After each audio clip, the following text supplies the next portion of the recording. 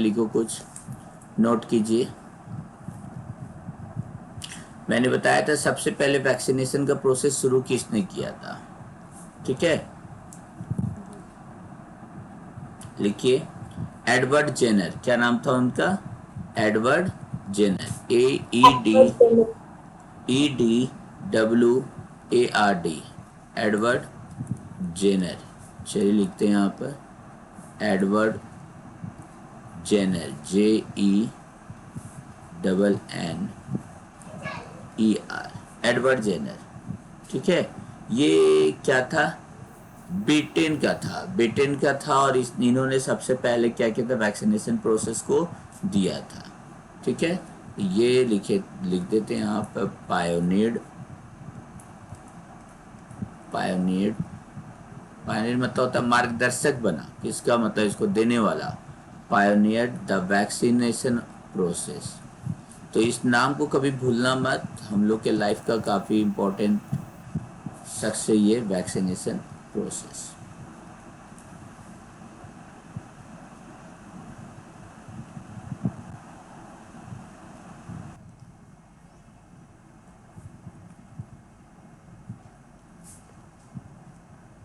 Discovery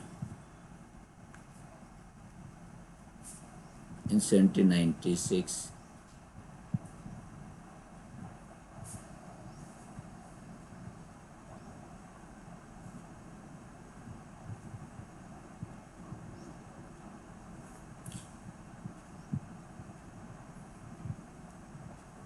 that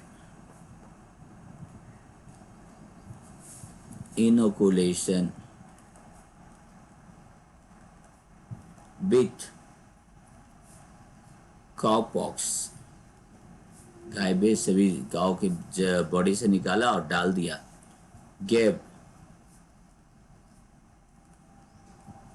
immunity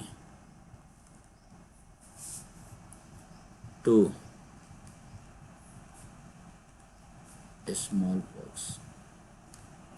ऐसा माना जाता है कि मेडिकल के क्षेत्र में सबसे बड़ा ब्रेक थ्रू था, नहीं, वाज एन इमेंस, जिसने कईयों की लाइफ बदल दी। मेडिकल लाइन का ही लाइन बदल दिया। Was an immense medical breakthrough. तो स्मॉल पॉक्स में कॉमा है। हाँ, स्मॉल पॉक्स के बाद कोमा है। जैसे यहाँ से लाइनिंग क्या है? Jenner's discovery in 1796 that in inoculation, actually यहाँ है, इसके बाद यहाँ से स्टार्ट है। Jenner discovery in 1796 was an immense medical breakthrough, immense medical break through.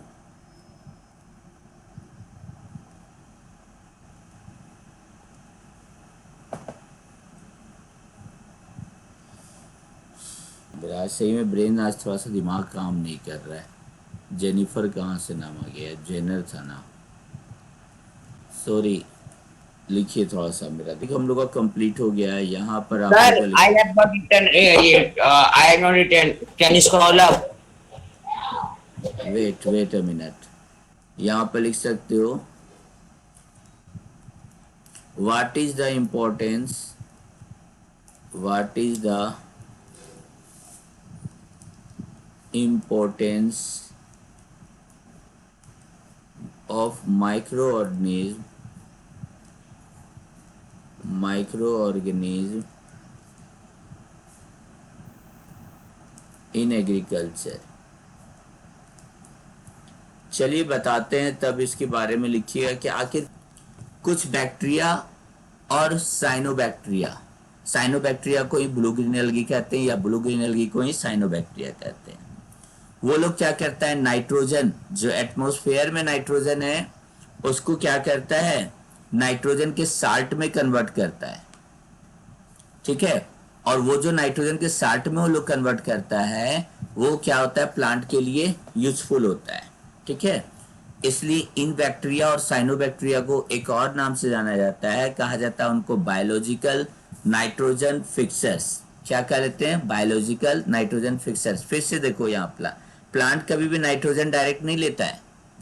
Plant को नाइट्रोजन चाहिए in the form of nitrate, नहीं, पोटेशियम नाइट्रेट। ठीक है, वो नाइट्रेट के रूप में प्लांट लेता है। तो नाइट्रोजन तो 71% है, सबको मालूम है एटमॉस्फेयर में। अब प्लांट उतना तो ले नहीं सकता है। तो माइक्रो ऑर्गेनिज्म कौन कौन बोले हम? एक तो आप बोलो बैक्टीरिया, दूसरा बोलो साइनोबैक्टीरिया।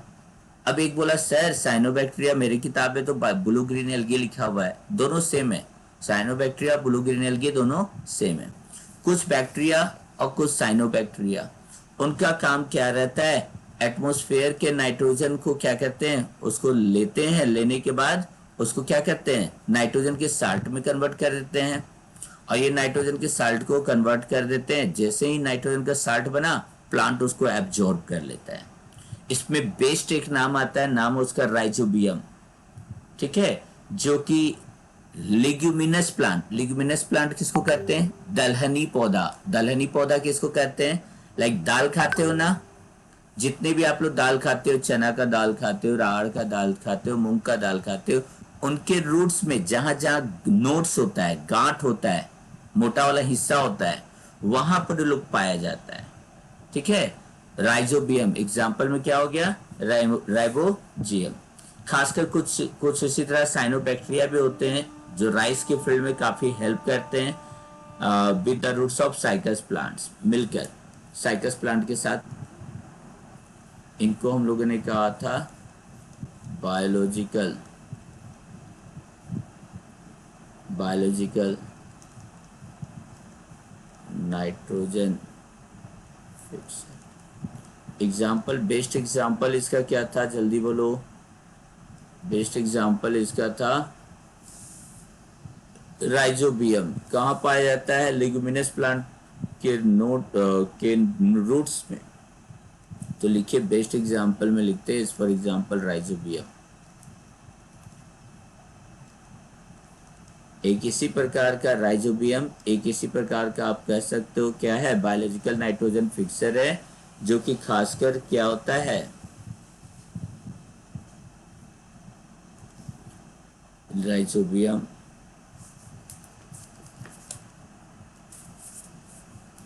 लिव्स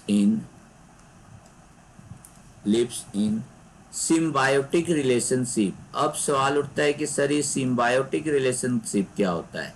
आपको भी फायदा हो और हमको भी फायदा हो, दोनों एक साथ दोस्ती किए तो कुछ ना कुछ तो फायदा होना चाहिए ना। सिम्बायोटिक रिलेशनशिप या एसोसिएशन किसके साथ? In the root. रूट किसके रूट में बताए थे? नोड्यूल्स। यहाँ पर रूट है, रूट का कहीं कहीं जगह पर मोटा मोटा ऐसा हिस्सा रहता है, तो खासकर वो मोटे वाले हिस्से जहाँ से निकलता है ना, वहाँ पर पाया जाता है। इस प्रकार से इसका निकल रहा है तो यहाँ पाया जाता है रूट नोड्यूल्स ऑफ। कौन सा पौधा बोले थे? दलहनी पौधा, दाल जिससे होता है उसको कहते हैं leguminous plant, LEGUMINOUS, leguminous plants.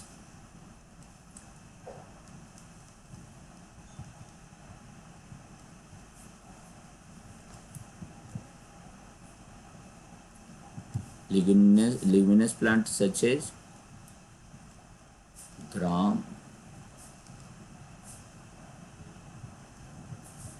अरहर, और भी होता है एक्सेट्रा। चना का दाल हो गया, अरहर का दाल हो गया, खासकर दलहनी पौधों में पाया जाता है। ठीक है, और क्या करता है ये? एंड इनरिच, पूरे मिट्टी में क्या करता है, रूट में चिपका हुआ रहता है। और देखो फायदा But कैसे होता है। after root, हाँ बोलिए। so what you write after root?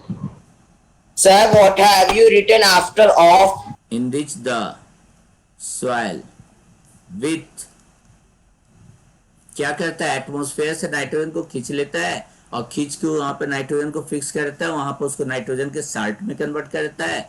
और राइजोबियम का जो प्लांट है उसको क्या करता है, वो नाइट्रोजन के साल्ट में फिक्स कर दिया, ले रहा है प्लांट, लिए जा रहा है सब अपना मस्ती से। नहीं, सॉइल विथ नाइट्रोजन कंपाउंड्स। तो ये थे कहानी सारे के सारे माइक्रो ऑर्गेनिज्म का। एल लिखिए,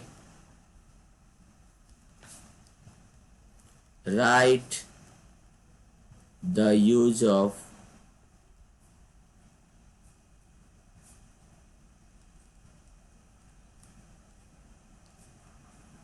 microorganisms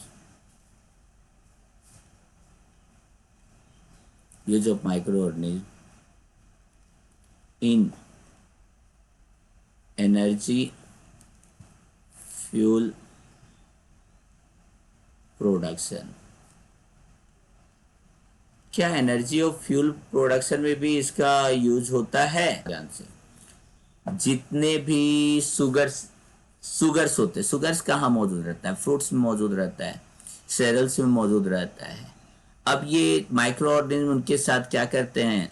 लड़ना स्टार्ट करते हैं, लड़ाई स्टार्ट करते हैं और उसको कन्वर्ट करते हैं क्या? जबरदस्ती उसमें से इथेनॉल, हमने कहा था इथाइल अल्कोहल, अल्कोहल बहुत सारे होते हैं बट इथाइल अल्कोहल सिर्फ पीने वाला होता है, तो उसको कन्वर्ट करता है, इथेनॉल में कन्वर्ट करता है और बायोगैस रिएक्टर में मीथेन गैस बना देता है। मीथेन गैस बोलेंगे सर कैसे? देखो, एक गड्ढा लो, गड्ढा के अंदर डंप, मतलब जितने भी आप लोग के घर के कूड़ा कचरा जितने भी बनते वेस्ट मटेरियल, उसको उसमें के अंदर डाल दो और उसको एकदम कवर कर दो। कवर कर देने के बाद क्या हो जाएगा कि आप उसमें से एक पाइप वगैरह लगा दो, अंदर ही अंदर जब माइक्रो ऑर्गेनिज्म उसके साथ रिएक्शन करेंगे और रिएक्शन करके उसको गैसेस फॉर्म में कन्वर्ट कर देंगे। ये गैस आप फिर ले जा सकते हो कहीं पर खाना वाना बनाने के लिए, तो बायोगैस रिएक्टर में इसका इस्तेमाल होता है। ठीक है, तो इथेनॉल का भी इस्तेमाल होता है आजकल। जितने भी मान लो कि कैसे होता है इथेनॉल का, कैसे फ्यूल के रूप में इस्तेमाल होता है, आप लोग थोड़ा सा मोबाइल से अपना सर्च कीजिए क्या होता है, नहीं होता तो फिर हम बताएंगे। चलिए लिखिए आंसर, बोलो। एक तो हो गया कि इथेनॉल प्रोड्यूस करता बाय द फर्मेंटेशन प्रोसेस, बता दिए। सुगर्स कहाँ से निकलता है? फ्रूट्स और सेरल से। और बताओ सेकंड क्या बताए थे? मीथेन गैस के बारे में बताए थे, प्रोड्यूस मीथेन। कैसे बनता है मीथेन गैस हम बता चुके हैं। और इनका इस्तेमाल होता है क्या? Fuel in the biogas reactor. और इन दोनों का इस्तेमाल कहाँ होता है? एज ए फ्यूल के रूप में या as a fuel for production of energy use होता है। ठीक है, तो लिख देते हैं इथेनॉल एंड शुगर। हाँ बोलिए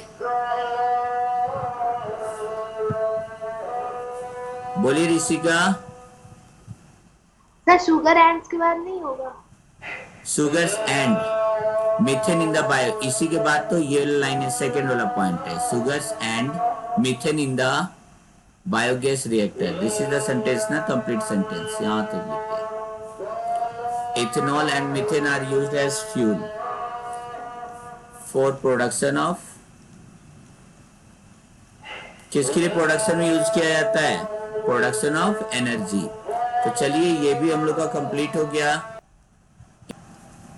लिखिए क्वेश्चन बताएं। What is the use of microorganism in cleaning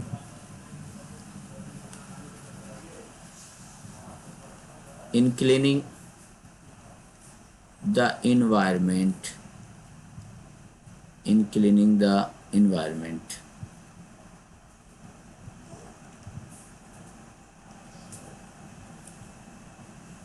चलिए देखते हैं यहाँ पर। अभी बताएं कि जितने एनिमल्स या प्लांट्स मर जाते हैं, नहीं तो उनका पूरा बॉडी क्या होता है?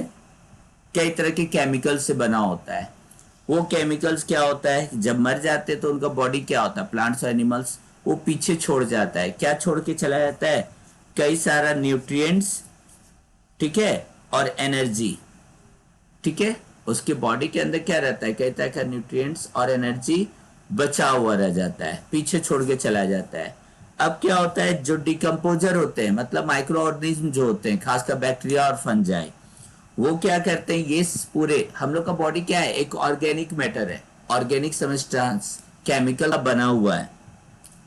इसको डिकम्पोजर तोड़ते हैं और एटमॉस्फेयर में सबसे पहले कार्बन डाइऑक्साइड रिलीज कर देते हैं। तो कार्बन डाइऑक्साइड जो रिलीज हो गया उसको प्लांट ले लेता है फिर से, नहीं फोटोसिंथेसिस के प्रोसेस में। बाकी जो पीछे छूट जाते हैं न्यूट्रिएंट्स, ठीक है, न्यूट्रिएंट्स जैसे क्या छूट जाता है, नाइट्रोजन, हमारे बॉडी के अंदर नाइट्रोजन है, फास्फोरस, मैग्नीशियम, ये सब क्या होते हैं, सॉइल में मिक्सअप हो जाते हैं, जिसको हम लोग कहते हैं ह्यूमस। ये ह्यूमस फिर से प्लांट लेते हैं। अब प्लांट लेने के बाद काफी तेजी से बढ़ते हैं, प्लांट्स बढ़ते हैं, उसमें फिर से एप्पल लगता है, फिर से ऑरेंज लगता है, और फिर से क्या होता है, उसको हम लोग तोड़ते हैं, खाते हैं, फिर खा के बड़ा होते हैं, फिर मरते हैं, फिर ये प्रोसेस चलते रहता है। तो ये माइक्रो ऑर्गेनिज्म का एक तरह से कहा जाए, अगर ये नहीं रहेगा तो पता चला इस संसार में चारों तरफ सिर्फ प्लांट का dead body parts, dead body और एनिमल्स का डेड बॉडी दिखेगा। तो एक तरह से माइक्रो ऑर्गेनिज्म इनको तोड़ तोड़ के मिट्टी में मिला देते हैं, और रिजल्ट क्या होता है, रिजल्ट होता है क्या, हम लोग का इन्वायरमेंट साफ होता है। ठीक है, चलिए, like bacteria and fungi.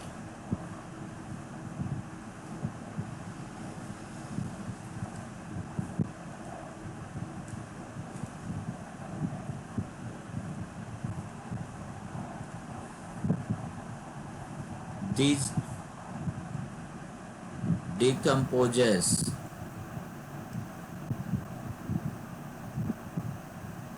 convert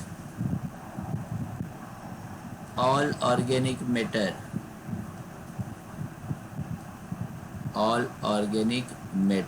किस में कन्वर्ट करते हैं, बोलो, into carbon dioxide side and nutrients like nitrogen में कन्वर्ट कर देता है, phosphorus. Sir, yes, sir, I want to ask something from you. To you. Ask. Sir, what is the after into?